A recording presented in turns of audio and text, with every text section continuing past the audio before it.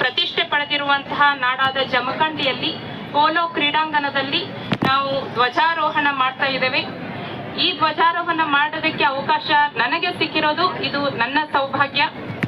ಈ ನಿಮಿತ್ತ ಎಲ್ಲರಿಗೂ ಇಲ್ಲಿ ನೆರೆದಿರುವಂತಹ ಎಲ್ಲರಿಗೂ ಸಹ ಮತ್ತೊಮ್ಮೆ ಗಣರಾಜ್ಯೋತ್ಸವದ ಶುಭಾಶಯಗಳನ್ನ ಹೇಳ್ತಾ, ನಮ್ಮ ಭಾರತ ದೇಶ 1947ಕ್ಕೆ ಸ್ವಾತಂತ್ರ್ಯ ಬಂದ ನಂತರ ಬಹಳಷ್ಟು ಬದಲಾವಣೆಗಳನ್ನ ಕಾಣ್ತಾ ಬಂತು. ಗೋಪಾಲಕೃಷ್ಣ ಅಡಿಗವರು ಬರೆದಿರುವಂತಹ ಕಟ್ಟುವೆವು ನಾವು ಹೊಸ ನಾಡೊಂದು ಅನ್ನುವಂತಹ ಪದ್ಯ ಬಹಳಷ್ಟು ತತ್ವ ಆಧಾರಿತವಾದದ್ದು. ಅದಕ್ಕೆ ಹೇಳೋದು, ಕಟ್ಟುತ್ತೇವೆ ನಾವು ಕಟ್ಟೆ ಕಟ್ಟುತ್ತೇವೆ, ಒಡೆದ ಮನಸ್ಸುಗಳ ಕಂಡ ಕನಸುಗಳ ಕಟ್ಟೆ ಕಟ್ಟುತ್ತೇವೆ ನಾವು, ಕನಸು ಕಟ್ಟುತ್ತೇವೆ, ಜಾತಿ ಇಲ್ಲದ ಭೀತಿ ಇಲ್ಲದ ಬಾಳ ಕಟ್ಟುತ್ತೇವೆ, ಕುಲವೆನ್ನದ ಮನುಕುಲವ ನಾವು ಕಟ್ಟುತ್ತೇವೆ, ನಾವು ನಾಡ ಕಟ್ಟುತ್ತೇವೆ. ಭಾರತದ ಸ್ವಾತಂತ್ರ್ಯದ ನಂತರ ಭಾರತ ಯಾವ ರೀತಿ ತನ್ನ ಆಳ್ವಿಕೆಯನ್ನ ಮಾಡಬೇಕು ಅನ್ನುವಂತಹ ಪ್ರಶ್ನೆ ಬಂದಾಗ ಭಾರತಕ್ಕೆ ಸಂವಿಧಾನವನ್ನ ತಂದುಕೊಟ್ಟಂತಹ ಶ್ರೇಷ್ಠ ಸಂವಿಧಾನ ಶಿಲ್ಪಿಯಾದಂತಹ ಡಾಕ್ಟರ್ BR ಅಂಬೇಡ್ಕರ್ ಅವರನ್ನ ನಾನು ನೆನೆಸುತ್ತಾ ಇವತ್ತು ಈ ಧ್ವಜ ಸಂದೇಶವನ್ನ ನಾನು ಪ್ರಾರಂಭ ಮಾಡ್ತೇನೆ. ವೈವಿಧ್ಯತೆ ನಮ್ಮ ಗುರುತು, ಏಕತೆ ನಮ್ಮ ಶಕ್ತಿ. ಭಾರತೀಯನಾಗಿರುವುದಕ್ಕೆ ಹೆಮ್ಮೆ, ಸ್ವತಂತ್ರನಾಗಿರುವುದಕ್ಕೆ ನಾನು ಸದಾ ಕೃತಜ್ಞ. ನೋಡಿ, 1947ರ ಹಿಂದಿನ ನಮ್ಮ ಭಾರತ ದೇಶ, ಅದರ ನಂತರ ನಮ್ಮ ಸಂವಿಧಾನವನ್ನ ನಾವು ಅಳವಡಿಸಿಕೊಂಡ ನಂತರದ ಬದಲಾವಣೆಗಳು, ಎಷ್ಟು ಸಮಾನತೆಯಿಂದ ಜಾತ್ಯತೀತವಾಗಿ ನಾವು ಎಲ್ಲರೂ ಭ್ರಾತೃತ್ವ ಭಾವನೆಯಿಂದ ಜೀವನವನ್ನ ಸಾಗಿಸ್ತಾ ಇದ್ದೇವೆ. ಇದೆಲ್ಲದಕ್ಕೂ ಕಾರಣ ನಮ್ಮ ಭಾರತ ಸಂವಿಧಾನ. ನಾವು ನಮ್ಮ ಸಂವಿಧಾನವನ್ನ ಜನವರಿ 26, 1950ಕ್ಕೆ ನಮಗೆ ನಾವು ಅರ್ಪಿಸಿಕೊಂಡಂತಹ ದಿನ ಇವತ್ತು ಗಣರಾಜ್ಯೋತ್ಸವನ್ನ ನಾವು ಆಚರಣೆ ಮಾಡ್ತಿದ್ದೇವೆ. ಭಾರತದಂತಹ ಹೆಮ್ಮೆಯ ರಾಷ್ಟ್ರ ಬ್ರಿಟಿಷ್ ಸಂಕೋಲೆಗಳಿಂದ ಹೊರಬಂದು ಇಡೀ ವಿಶ್ವದಲ್ಲಿ ಸ್ಥಾನಮಾನ ಗಳಿಸಲು 250 ವರ್ಷಗಳ ಬ್ರಿಟಿಷರ ಏನು ಆಡಳಿತ ಇತ್ತು, ಬಹಳಷ್ಟು ನಕಾರಾತ್ಮಕವಾದಂತಹ ನಮ್ಮ ಸಾಮಾಜಿಕ ಅಡೆತಡೆಗಳು ಬಹಳಷ್ಟಿತ್ತು. ಕೆಟ್ಟು ದಾರಿದ್ರ್ಯ, ಬಡತನ, ಜಾತೀಯತೆ, ಸಾಮಾಜಿಕ ಏರುಪೀರುಗಳು, ಜನಸಂಖ್ಯಾ ಸ್ಫೋಟ, ಆಹಾರದ ಕೊರತೆ, ಅಜ್ಞಾನ, ಅವಿದ್ಯಾವಂತಿಕೆ, ಮೂಲಭೂತ ಸೌಕರ್ಯಗಳ ಕೊರತೆ, ಶತ್ರು ರಾಷ್ಟ್ರಗಳ ಅವಿರತ ಯುದ್ಧಗಳು. ಸ್ವಾತಂತ್ರ್ಯ ನಂತರ ಭಾರತ ಮತ್ತು ನಮ್ಮ ಭಾರತದ ಮುಖಂಡರುಗಳು ಈ ಎಲ್ಲ ಸಮಸ್ಯೆಗಳನ್ನ ಎದುರಿಸಬೇಕಾದಂತಹ ಸಮಸ್ಯೆ ಬಂತು. ಅವಾಗ ನಮ್ಮ ಭಾರತಕ್ಕೆ ಒಂದು ಕಟ್ಟುನಿಟ್ಟಿನ, ನಮ್ಮ ಚೌಕಟ್ಟಿಗೆ, ವಿವಿಧತೆಯಲ್ಲಿ ಏಕತೆ ಅಂತ ಹೇಳುವಂತಹ ನಮ್ಮ ಭಾರತೀಯ ಸಂಸ್ಕೃತಿಗೆ ಒಪ್ಪಬಹುದಾದಂತಹ ಒಂದು ಸಂವಿಧಾನವನ್ನ ನಾವು ಜಾರಿ ಮಾಡಬೇಕು ಅನ್ನೋ ಅವಶ್ಯಕತೆ ಮತ್ತು ಅನಿವಾರ್ಯತೆ ಅವಾಗ ಉದ್ಭವವಾಯಿತು. ನಂತರದ ಸಂವಿಧಾನ ರಚನೆಯ ನಂತರ, ಜಾರಿಯಾದ ನಂತರ 75 ವರ್ಷಗಳ ವಸಂತಗಳನ್ನ ನಾವು ಪೂರೈಸಿದ್ದೇವೆ. ಈಗ ಸಂವಿಧಾನವನ್ನ ಪುನರಾವಲೋಕನೆ ಮಾಡಿದಾಗ ನಾವು ಈಗ ಇರುವಂತಹ ಪರಿಸ್ಥಿತಿಯಲ್ಲಿ ಎಷ್ಟು ಆಪ್ಟ್ ಆಗಿ ಸಂವಿಧಾನವನ್ನ ರಚನೆ ಮಾಡಿದ್ದಾರೆ ಎನ್ನುವುದನ್ನ ನಾವು ಗಮನಿಸಬೇಕು. ನಮ್ಮ ಅಭಿವೃದ್ಧಿಯ ಸಾಧನೆಗಳನ್ನ ಅವಲೋಕಿಸಿದಾಗ ಜಗತ್ತಿನ ಅತ್ಯಂತ ಮುಂದುವರಿದ ದೇಶಗಳಿಗೆ ಸರಿಸಮನಾಗಿ ಪ್ರಗತಿ ಸಾಧಿಸಿದ್ದೇವೆ ಎಂಬ ಹೆಮ್ಮೆ ನಮಗಿದೆ. ಭಾರತ ವೈಶಿಷ್ಟ್ಯಪೂರ್ಣವಾದ ದೇಶ, ಅನಾದಿ ಕಾಲದಿಂದಲೂ ವಿವಿಧತೆಯಲ್ಲಿ ಏಕತೆ ಸಾಧಿಸಿರುವಂತಹ ದೇಶ. ಕಾಲಗತಿಯಲ್ಲಿ ದೇಶವು ವೈವಿಧ್ಯಮಯ ಪರಿಸ್ಥಿತಿಗಳನ್ನ ಎದುರಿಸ್ತಾ ಬಂತು. ಪ್ರಾಚೀನ ಯುಗದ ಆರ್ಥಿಕ ಸಂಕಷ್ಟಗಳು, ಮಧ್ಯಯುಗದ ಪರಕೀಯರ ಆಕ್ರಮಣಗಳು, ಇವುಗಳನ್ನೆಲ್ಲ ದಿಟ್ಟವಾಗಿ ಎದುರಿಸ್ತಾ ಇವತ್ತು ಒಂದು ಹಂತಕ್ಕೆ ಬಂದು ನಿಂತಿದ್ದೀವಿ. ಒಂದು ಸಮಾನತೆಯನ್ನ, ಲಿಂಗ ಸಮಾನತೆ ಇರ್ಬೋದು, ಜಾತಿ ಒಳಗೆ ಸಮಾನತೆ ಇರ್ಬೋದು, ಎಲ್ಲದರಲ್ಲೂ ಒಂದು ಸಮಾನತೆಯನ್ನ ನಮ್ಮ ಸಂವಿಧಾನ ನಮಗೆ ಕೊಟ್ಟಿದೆ.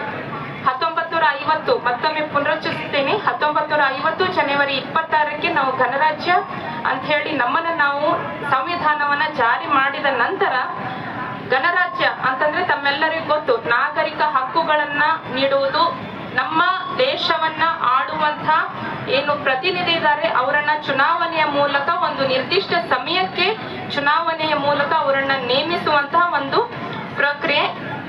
ಭಾರತ ದೇಶ ಗಣರಾಜ್ಯವಾದುದು ಅಂದ್ರೆ ನಿಮ್ಗೆಲ್ಲ ಗೊತ್ತಿರ್ಲಿ, 1947ರ ಹಿಂದೆ ಸ್ವಾತಂತ್ರ್ಯಕ್ಕಾಗಿ ಹೋರಾಟ ಮಾಡಿರುವಂತವರು ಮಂದಗಾಮಿಗಳು, ಕ್ರಾಂತಿಕಾರಿಗಳು, ಗಾಂಧಿ ಯುಗ, ಇವುಗಳನ್ನೆಲ್ಲ ಅಧ್ಯಯನ ಮಾಡಿದಾಗ ಅದೊಂದು ರೋಚಕ ಸಂಗತಿಗಳು, ರೋಚಕ ಕಥೆಗಳು ನಮಗೆ ಕಾಣ್ತವೆ. ಅದೇ ತರಹ 1947-46ರಿಂದ 1950ರವರೆಗೂ ಭಾರತ ಸಂವಿಧಾನವನ್ನ ರಚನೆ ಮಾಡುವಂತ ಪರಿಸ್ಥಿತಿ ಬಂದಾಗ ಆಗಿರುವಂತಹ ವಿಶೇಷ ಕಥೆಗಳು, ರೋಚಕ ಇನ್ಸಿಡೆಂಟ್ಗಳು, ಸನ್ನಿವೇಶಗಳು ನಮ್ಮೆಲ್ಲರನ್ನ ಸ್ಫೂರ್ತಿದಾಯಕ ಮಾಡ್ತವೆ. 1946 ಡಿಸೆಂಬರ್ 6ರಂದು ಸಂವಿಧಾನ ರಚನಾ ಸಮಿತಿ ತನ್ನ ಮೊದಲ ಸಭೆಯನ್ನ ಮಾಡ್ತದೆ. ಡಾಕ್ಟರ್ ರಾಜೇಂದ್ರ ಪ್ರಸಾದ್ ಅವರು ಅದರ ಅಧ್ಯಕ್ಷರಾಗಿರ್ತಾರೆ. ಕರಡು ಸಮಿತಿಯ ಅಧ್ಯಕ್ಷರು ತಮ್ಗೆಲ್ಲ ಗೊತ್ತಿರುವಂಗೆ ಸಂವಿಧಾನ ಶಿಲ್ಪಿ ಡಾಕ್ಟರ್ BR ಅಂಬೇಡ್ಕರ್ ಅವರು ಇರ್ತಾರೆ.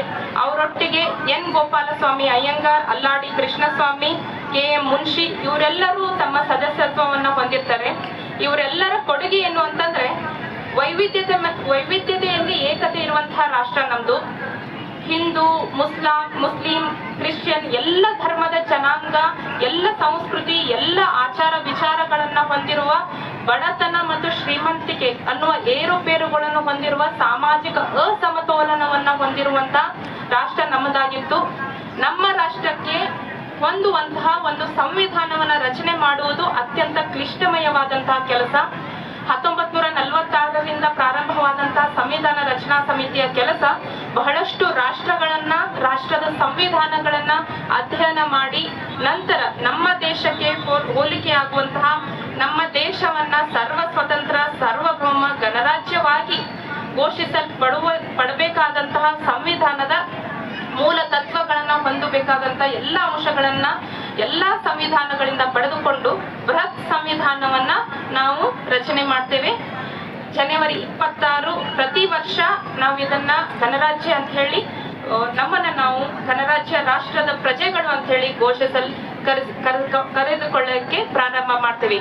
ಇವತ್ತಿನ ಈ ಸಂದರ್ಭದಲ್ಲಿ ನಾನು ಭಾರತ ಸಂವಿಧಾನ ಯಾಕೆ ಅಷ್ಟೊಂದು ಇಂಪಾರ್ಟೆಂಟ್, ಯಾಕೆ ಪ್ರಾಮುಖ್ಯತೆಯನ್ನ ಹೊಂದಿದೆ, ಭಾರತ ಸಂವಿಧಾನವನ್ನ ಭಾರತೀಯರೆಲ್ಲರೂ, ಎಲ್ಲ ನಾಗರಿಕರು ಅದನ್ನ ತಿಳಿದುಕೊಳ್ಳಲೇಬೇಕು ಅನ್ನೋದನ್ನ ಯಾಕೆ ಒತ್ತು ಮಾಡಿ ಹೇಳ್ತಿದ್ದೀನಿ ಅಂತಂದ್ರೆ, ದೇವರನ್ನ ನಾವು ನೋಡಿಲ್ಲ, ಆದರೆ ನಮ್ಮ ಮುಂದೆ, ನಮ್ಮ ಭಾರತೀಯರ ಮುಂದೆ ಇರುವಂತಹ ದೇವರು ನಮ್ಮ ಸಂವಿಧಾನವನ್ನ ದೇವರ ಹಾಗೆ ನೋಡ್ಬೇಕು. ಯಾಕಂದ್ರೆ ಸುಮಾರು 200-300 ವರ್ಷಗಳ ಹಿಂದೆ ಇರುವಂತಹ ಸಾಮಾಜಿಕ ಸಂಕೋಲೆಗಳನ್ನೆಲ್ಲ ಹೊಡೆದು ಹಾಕಿರುವಂತಹ ಸಂವಿಧಾನ ನಮ್ಮದು.